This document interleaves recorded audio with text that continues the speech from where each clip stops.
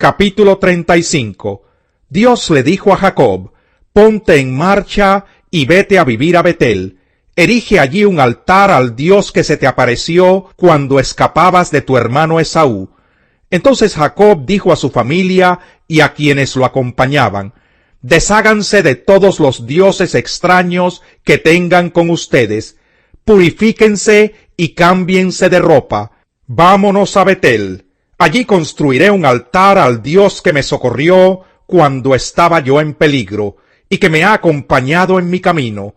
Así que le entregaron a Jacob todos los dioses extraños que tenían, junto con los aretes que llevaban en las orejas, y Jacob los enterró a la sombra de la encina que estaba cerca de Siquén. Cuando partieron, nadie persiguió a la familia de Jacob, porque un terror divino se apoderó de las ciudades vecinas. Fue así como Jacob y quienes lo acompañaban llegaron a Luz, es decir, Betel, en la tierra de Canaán. Erigió un altar y llamó a ese lugar El Betel, porque allí se le había revelado Dios cuando escapaba de su hermano Esaú. Por esos días murió Débora, la nodriza de Rebeca, y la sepultaron a la sombra de la encina que se encuentra cerca de Betel. Por eso Jacob llamó a ese lugar Elón Bacut. Cuando Jacob regresó de Padán Aram, Dios se le apareció otra vez y lo bendijo con estas palabras: tu nombre es Jacob, pero ya no te llamarás así. De aquí en adelante te llamarás Israel. Y en efecto, ese fue el nombre que le puso. Luego Dios añadió: yo soy el Dios Todopoderoso. Sé fecundo y multiplícate. De ti nacerá una nación y una comunidad de naciones, y habrá reyes entre tus vástagos.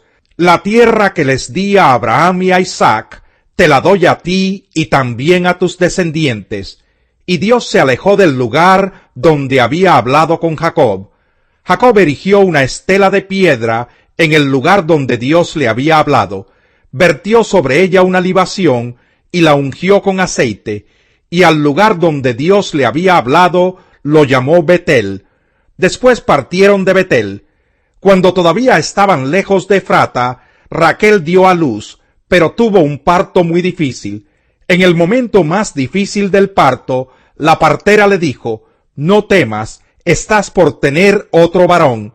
No obstante, ella se estaba muriendo, y en sus últimos suspiros alcanzó a llamar a su hijo Benoní, pero Jacob, su padre, le puso por nombre Benjamín.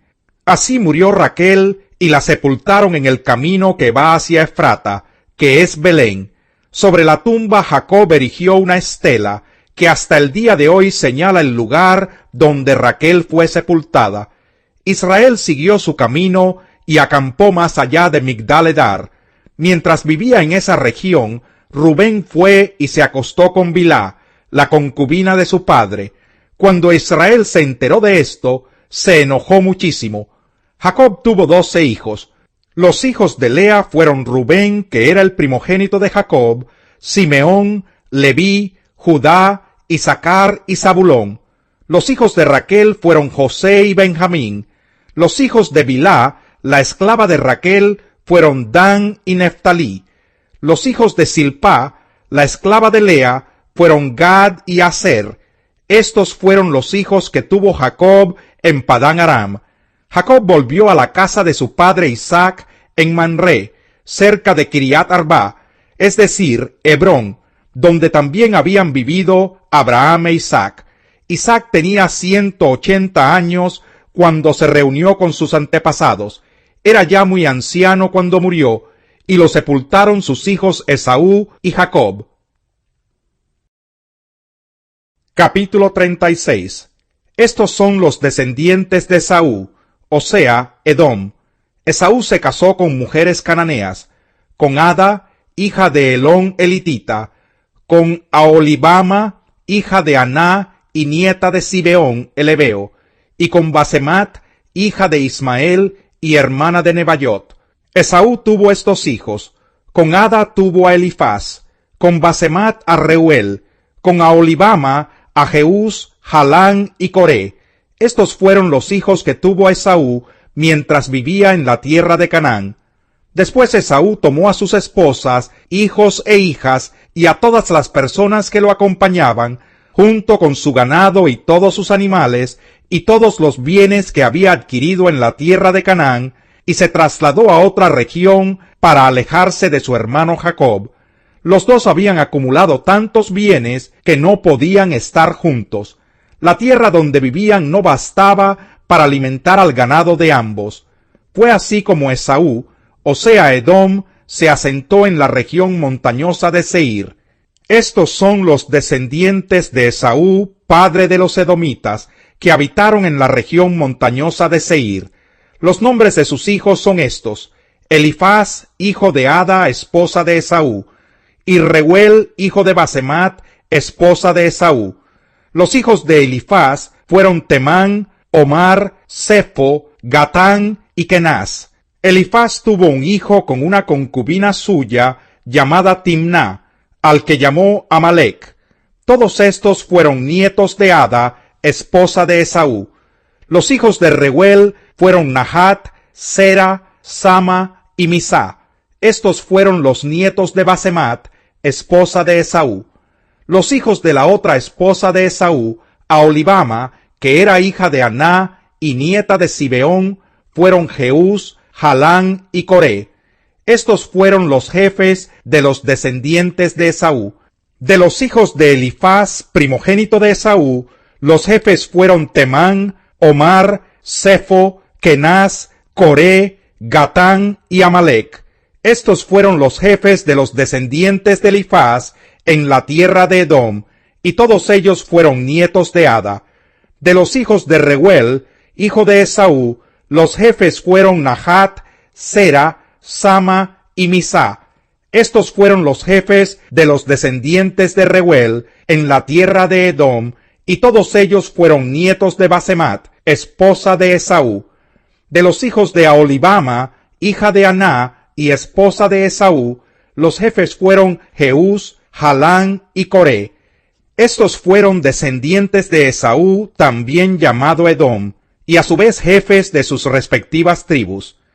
Estos fueron los descendientes de Seir el Horeo, que habitaban en aquella región: Lotán, Sobal, Zibeón, Aná, Disón, Ezer y Disán. Estos descendientes de Seir fueron los jefes de los Horeos en la tierra de Edom. Los hijos de Lotán fueron Orí y Omán. Lotán tenía una hermana llamada Timná. Los hijos de Sobal fueron Albán, Manahat, Ebal, Sefo y Onam. Los hijos de Zibeón fueron Allá y Aná. Este último es el mismo que encontró las aguas termales en el desierto mientras cuidaba los asnos de su padre Zibeón. Los hijos de Aná fueron Disón y Aholibama, hija de Aná. Los hijos de Disón fueron Emdán, Esbán, Itrán y Querán. Los hijos de Ezer fueron Bilán, Sabán y Acán. Los hijos de Disán fueron Uz y Arán. Los jefes de los Horeos fueron Lotán, Sobal, Zibeón, Aná, Disón, Ezer y Disán. Cada uno de ellos fue jefe de su tribu en la región de Seir. Antes de que los israelitas tuvieran rey, estos fueron los reyes que reinaron en el país de Edom. Bela, hija de Beor, que reinó en Edom. El nombre de su ciudad era Dinaba. Cuando murió Bela, reinó en su lugar Jobab, hijo de Sera, que provenía de Bosra. Cuando murió Jobab, reinó en su lugar Husán, que venía de la región de Temán. Cuando murió Husán, reinó en su lugar Hadad, hijo de Bedad. Este derrotó a Madián en el campo de Moab. El nombre de su ciudad era Avit. Cuando murió Hadad, reinó en su lugar Samla, que era del pueblo de Masreca. Cuando murió Samla, reinó en su lugar Saúl de Rehobot del río. Cuando murió Saúl, reinó en su lugar Baal-Hanán, hijo de Acbor. Cuando murió Baal-Hanán, hijo de Acbor, reinó en su lugar Hadad. El nombre de su ciudad era Pau. Su esposa se llamaba Meitabel, y era hija de Matred y nieta de Mesab. Estos son los nombres de los jefes que descendieron de Esaú, cada uno según su clan y región: Timná, Alba, Getet, Aholibama, Elá, Pinón, Kenaz, Temán, Misbar, Magdiel e Iram. Estos fueron los jefes de Edom, según los lugares que habitaron. Este fue Esaú, padre de los edomitas. Capítulo 18. Cuando Jesús terminó de orar, salió con sus discípulos y cruzó el arroyo de Cedrón. Al otro lado había un huerto en el que entró con sus discípulos. También Judas, el que lo traicionaba, conocía aquel lugar, porque muchas veces Jesús se había reunido allí con sus discípulos. Así que Judas llegó al huerto a la cabeza de un destacamento de soldados y guardias de los jefes de los sacerdotes y de los fariseos. Llevaban antorchas, lámparas y armas. Jesús, que sabía todo lo que le iba a suceder, les salió al encuentro. —¿A quién buscan? —les preguntó. —A Jesús de Nazaret —contestaron—. Yo soy. Judas, el traidor, estaba con ellos. Cuando Jesús les dijo «Yo soy», dieron un paso atrás y se desplomaron. —¿A quién buscan? —volvió a preguntarles Jesús. —A Jesús de Nazaret —repitieron—. Ya les dije que yo soy. Si es a mí a quien buscan, dejen que éstos se vayan. Esto sucedió para que se cumpliera lo que había dicho: de los que me diste, ninguno se perdió. Y Simón Pedro, que tenía una espada, la desenfundó e hirió al siervo del sumo sacerdote, cortándole la oreja derecha. El siervo se llamaba Malco. —Vuelve esa espada a su funda —le ordenó Jesús a Pedro—. ¿Acaso no he de beber el trago amargo que el Padre me da a beber? Entonces los soldados, con su comandante y los guardias de los judíos, arrestaron a Jesús. Lo ataron y lo llevaron primeramente a Anás, que era suegro de Caifás, el sumo sacerdote de aquel año. Caifás era el que había aconsejado a los judíos que era preferible que muriera un solo hombre por el pueblo. Simón Pedro y otro discípulo seguían a Jesús. Y como el otro discípulo era conocido del sumo sacerdote, entró en el patio del sumo sacerdote con Jesús. Pedro, en cambio, tuvo que quedarse afuera junto a la puerta. El discípulo conocido del sumo sacerdote volvió entonces a salir, habló con la portera de turno y consiguió que Pedro entrara. —¿No eres tú también uno de los discípulos de ese hombre? —le preguntó la portera. —No lo soy —respondió Pedro. Los criados y los guardias estaban de pie alrededor de una fogata que habían hecho para calentarse, pues hacía frío. Pedro también estaba de pie con ellos calentándose. Mientras tanto, el sumo sacerdote interrogaba a Jesús acerca de sus discípulos y de sus enseñanzas. —Yo he hablado abiertamente al mundo —respondió Jesús—. Siempre he enseñado en las sinagogas o en el templo, donde se congregan todos los judíos. En secreto no he dicho nada. ¿Por qué me interrogas a mí? Interroga a los que me han oído hablar. Ellos deben saber lo que dije. Apenas dijo esto, uno de los guardias que estaba allí cerca le dio una bofetada y le dijo: ¿Así contestas al sumo sacerdote? Si he dicho algo malo, replicó Jesús, demuéstramelo. Pero si lo que dije es correcto, ¿por qué me pegas? Entonces Anás lo envió todavía atado a Caifás, el sumo sacerdote. Mientras tanto, Simón Pedro seguía de pie calentándose. ¿No eres tú también uno de sus discípulos? Le preguntaron. No lo soy, dijo Pedro negándolo. ¿Acaso no te vi en el huerto con él? Insistió uno de los siervos del sumo sacerdote, pariente de aquel a quien Pedro le había cortado la oreja. Pedro volvió a negarlo, y en ese instante cantó el gallo. Luego los judíos llevaron a Jesús de la casa de Caifás al palacio del gobernador romano. Como ya amanecía, los judíos no entraron en el palacio, pues de hacerlo se contaminarían ritualmente y no podrían comer la Pascua. Así que Pilato salió a interrogarlos. ¿De qué delito acusan a este hombre? Si no fuera un malhechor, respondieron, no te lo habríamos entregado. Pues llévenselo ustedes y júzguenlo según su propia ley, les dijo Pilato. Nosotros no tenemos ninguna autoridad para ejecutar a nadie, objetaron los judíos.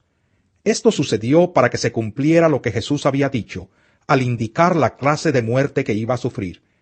Pilato volvió a entrar en el palacio y llamó a Jesús.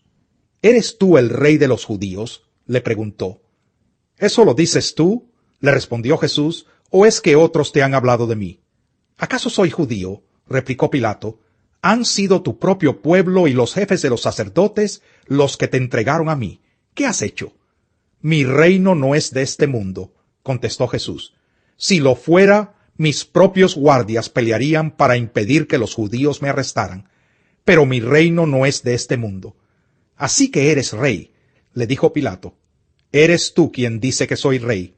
Yo para esto nací, y para esto vine al mundo, para dar testimonio de la verdad. Todo el que está de parte de la verdad, escucha mi voz. ¿Y qué es la verdad?, preguntó Pilato. Dicho esto, salió otra vez a ver a los judíos. Yo no encuentro que éste sea culpable de nada, declaró. Pero como ustedes tienen la costumbre de que les suelte a un preso durante la Pascua, ¿quieren que les suelte al rey de los judíos? No, no sueltes a ese, suelta a Barrabás. Volvieron a gritar desaforadamente. Y Barrabás era un bandido.